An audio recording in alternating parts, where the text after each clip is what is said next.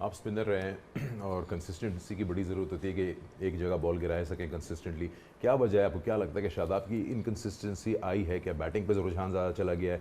What is the reason आज की जो परफॉर्मेंस है and then you look back in the previous game या उससे पहले? देखिए, पिछले 4 मैचों में मेरा ख्याल है इंडिया का एक ही ओवर था जो उसका उतना अच्छा नहीं रहा। उससे पहले जो 2 मैचेस हुए उसमें भी उसकी अच्छी परफॉर्मेंस थी। ऐसा नहीं है कि आउटस्टैंडिंग नहीं थी, अच्छी परफॉर्मेंस थी।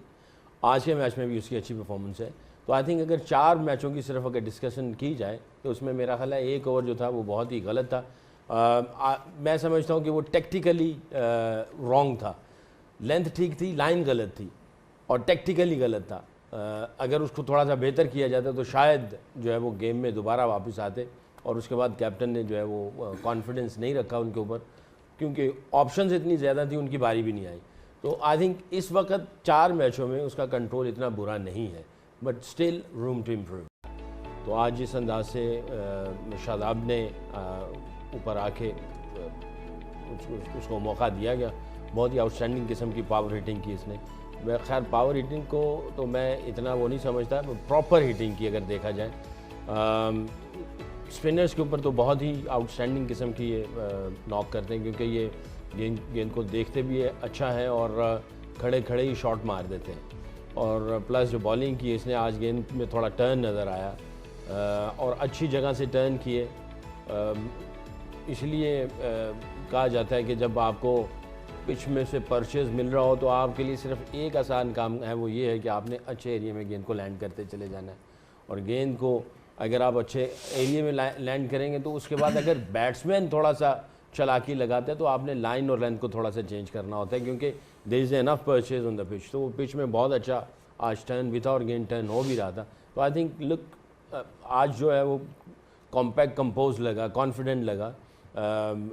और आई थिंक यही कॉन्फिडेंस आगे अगर आगे लेके जाते हैं, क्योंकि हम स्पिन हैवी हमारा यूनिट है बॉलिंग का, तो आगे जाके पाकिस्तान को फ़ायदा हो सकता है इसका।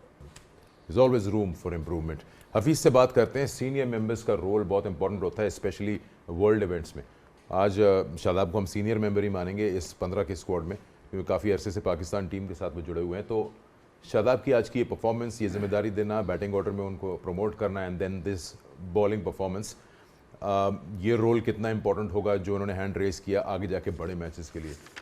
देखें सिकंदर, मैंने 19 साल पाकिस्तान के लिए क्रिकेट खेली और मैंने इस खेल को खेल के सीखा, ना मैंने पढ़ के सीखा।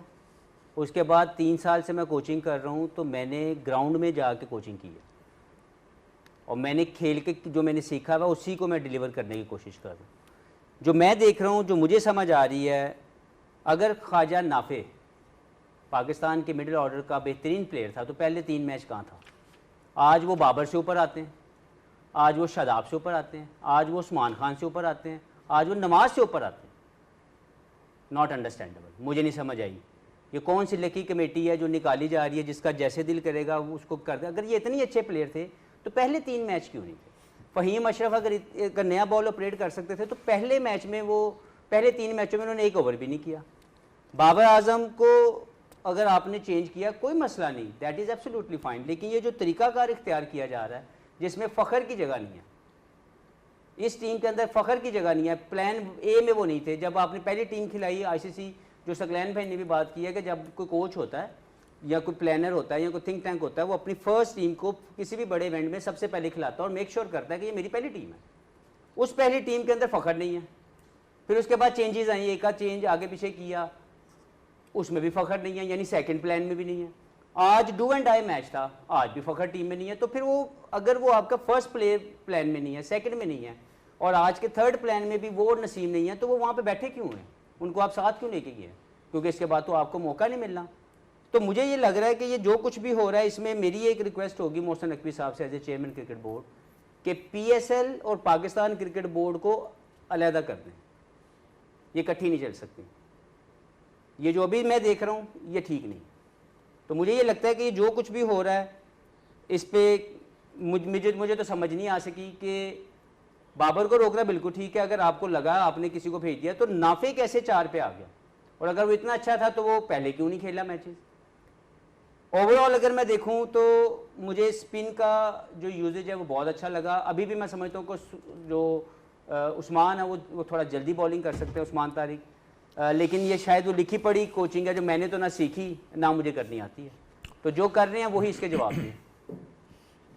उस्मान तारिक का आपने जिक्र किया है। उस्मान तारिक ने आज अपने 3.3 ओवर्स में 4 विकेट्स हासिल किए, एब्सोल्युटली अनप्लेबल दिखे हैं। ऑफकोर्स अपोजिशन भी, उनकी बैटिंग भी थोड़ी वीक थी, लेकिन उनका रोल वही आ रहा है आखिर में, उनको शुरू में अभी भी नहीं दे रहे हैं, उसी रोल पे चल रहा है पाकिस्तान। आगे जाके सुपर 8 में कितना करामत होगा ये पता नहीं, लेकिन आज ही लुक्ड कम्प्लीटली अनप्लेबल। देखिए उनको सॉरी जी इनको ये बहुत फ़ायदा है कि क्योंकि ये इतना बड़ा पॉज लेते हैं, ये बैटर की ट्रिगर मूवमेंट बहुत अच्छी तरह से रीड कर लेते हैं। अगर वो ऑफ स्टंप पे आ रहा है वो मज़ीद उनको ऑफ स्टंप पे ले जाएंगे अगर वो लेग साइड पे बॉल ले जाने की कोशिश करते हैं। इसी तरह जो इनकी वेरिएशन है, अगर नज़र आ रहा है कि वो लेग साइड पे लेके जा रहे हैं तो वो उस हिसाब से उनको बॉलिंग कराएंगे। जो ऑफ साइड पे कवर खेलने जा रहा है उसको ये गूगली और वो जो अंदर आता है इनका बॉल, तो आपको एक्चुअली लगता है कि लोड अप पोजीशन में अपनी ग्रिप चेंज कर लेते होंगे? इनकी ग्रिप ऐसी है जिसमें ये वेरिएशन को चेंज कर, 2-3 चीज़ें ने कि ग्रिप के साथ अटैच्ड हैं। जैसे सकलैन भाई के लिए दूसरा करना कोई मुश्किल नहीं था, क्योंकि इनकी जो ऑफ ब्रेक की ग्रिप थी उसके साथ ही में एक फिंगर के यूज से ये बॉल को डिफरेंट कर देते हैं। उस पॉज में ले रहे हैं। हाँ, तो मुझे लगता है कि ये एक स्पेशल स्किल है। मैंने आज से पहले मैंने सैयद अजमल को देखा हुआ है अपने कैरियर में, मुरली को मैं इसके खिलाफ खेला हूँ, लेकिन इतनी खूबसूरती के साथ, इतनी महारत के साथ 2-3 बॉल कर देना, 2-3 डिफरेंट बॉल कर देना मैंने पहली मरतबा देखा।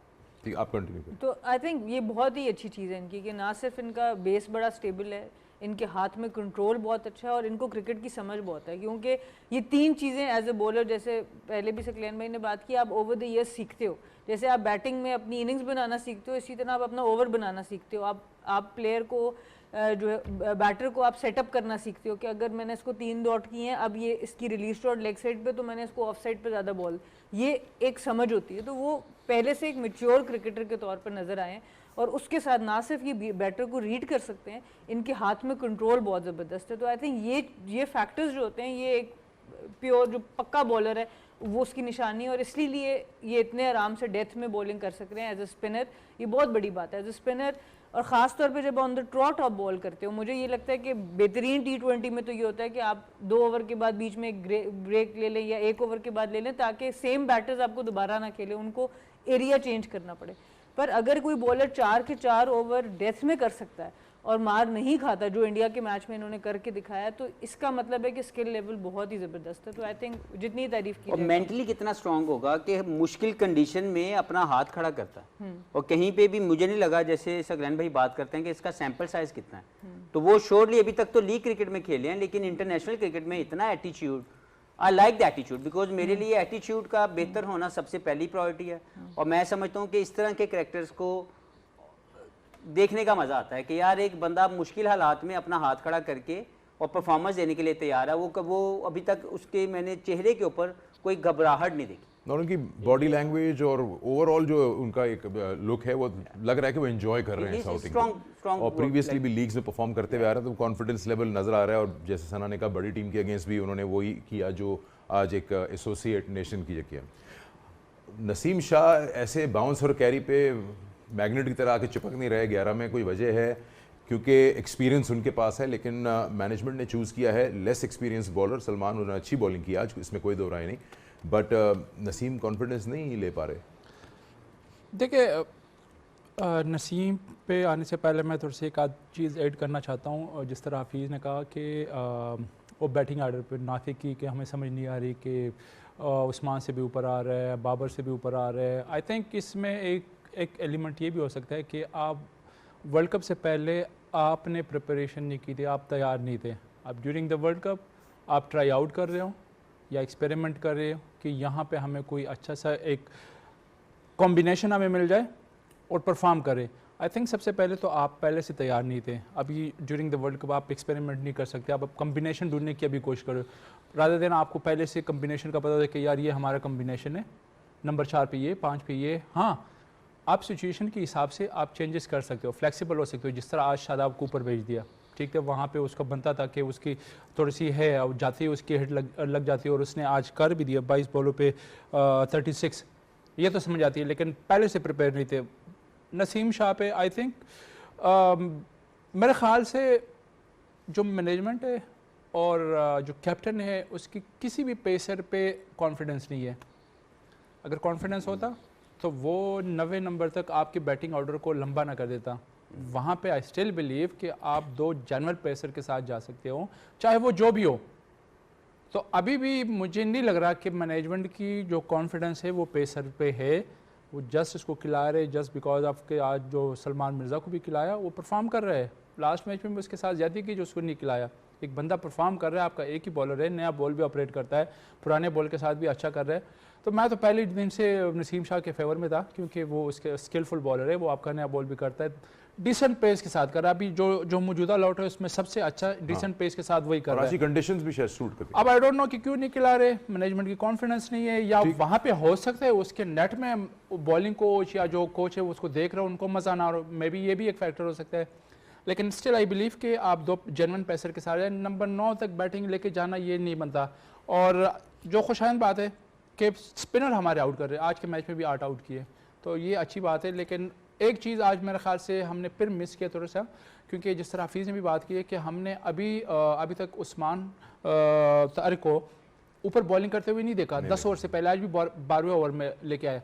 जब आपका अच्छा स्कोर लगा हुआ है, आपको पता भी है 200 बोर्ड है, तो वहाँ पे आप एक्सपेरिमेंट कर ले। लाजमी नहीं है कि आप उसको पावर प्ले में लिए। सुपर 8 में जाने से पहले खुदा ना खास्ता अगर आपके बॉलर्स को वहाँ पे रन होते हैं तो एटलीस्ट आपने एक बॉलर को मौका दिया कि वो पावर प्ले में किस तरह बॉल करता है। तो आई थिंक ये एक मिसिंग पार्ट था आज। आपने इसको अगर दो वर्ड्स यहाँ पे यूज़ किए थे जी, 2 वर्ड्स यूज़ किए थे। एक आपने बोला कि शायद प्रिपरेशन नज़र नहीं आ रही अगर आप बैटिंग की बात करें, और दूसरा एक्सपेरिमेंट। आई थिंक एक्सपेरिमेंट से ज़्यादा सिम्टोमेटिक ट्रीटमेंट चल रही है कि अभी ये हो रहा है तो इसको भेज दो, वो हो रहा है तो उसको भेज दो। It's a very Islamabad United type of reactive, not proactive. आप कुछ कह रहे थे ब्रेक से पहले? हाँ, मैं ये कह रहा था कि उस्मान तारिक की यूटिलाइजेशन जो है, आई थिंक इनको थोड़ा सा माइंड को ओपन करना पड़ेगा, क्योंकि यहाँ पे जैसे इंडिया के साथ मैच था, वहाँ पे अगर आपको मोमेंटम मिला है या कहीं से आपने प्रेशर क्रिएट किया है तो इसको एक ओवर दे के हैवी प्रेशर का एक पंच मार सकते हैं, उनके ऊपर और ज़्यादा प्रेशर कर सकते हैं ताकि दूसरे बॉलरों को और ज़्यादा आसानी हो जाए। तो आई थिंक रादर देन 4 इकट्ठे एंड में लेके जाना, जब तक गेम जो है ना, ये मोमेंटम आपके हाथ में ना हो और फिर आप एंड में जाके